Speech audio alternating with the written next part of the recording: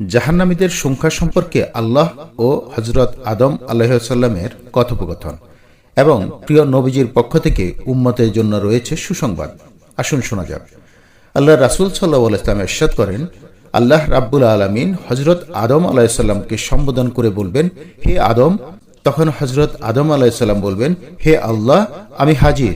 আপনার হুকুম পালনের জন্য আমি প্রস্তুত। সকল কল্যাণ একমাত্র আপনার হাতেই। আল্লাহ রাব্বুল আলামিন বলবেন, তোমার সন্তানদের মধ্যে যারা জাহান্নামী তাদেরকে বের করে দাও। হযরত আদম আলাইহিসসালাম বলবেন, ইয়া আল্লাহ, জাহান্নামীদের সংখ্যা কত? আল্লাহ রাব্বুল আলামিন বলবেন, প্রতি 1999 জন। এ কথা শুনে আদম সন্তানগণ খুবই পেরেশান ও চিন্তিত হয়ে পড়বে। তখন তাদের এ অকল্পনীয় চিন্তার প্রতিক্রিয়া হিসাবে শিশুরা ক্ষণিকের মধ্যেই বৃদ্ধ হয়ে পড়বে, গর্ভবতী নারীগণ গর্ভপাত করবে, মানুষ বেহুশ হয়ে যাবে। প্রকৃতপক্ষে তারা বেহুশ হবে না, কিন্তু আল্লাহ রাব্বুল আলামিনের আযাব সুকঠিন।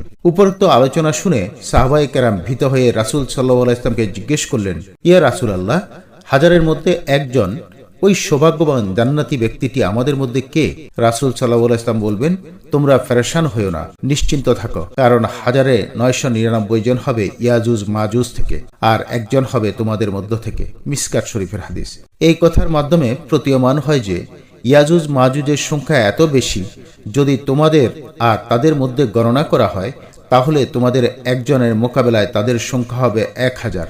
আর তারাও যেহেতু হযরত আদম আলাইহিস সালামের বংশধর, তাই তাদেরকে মিলিয়ে 1999 জন যাবে জাহান্নামে। উল্লেখ্য, এই ইয়াজুজ মাজুজের দল হচ্ছে পৃথিবীতে ফিতনা ফাসাদ সৃষ্টিকারী আল্লাহ তাআলার নাফরমান সম্প্রদায়। আল্লাহ তাআলা উম্মতে মুহাম্মদীর প্রত্যেককেই জান্নাতে যাওয়ার তৌফিক দান করুন।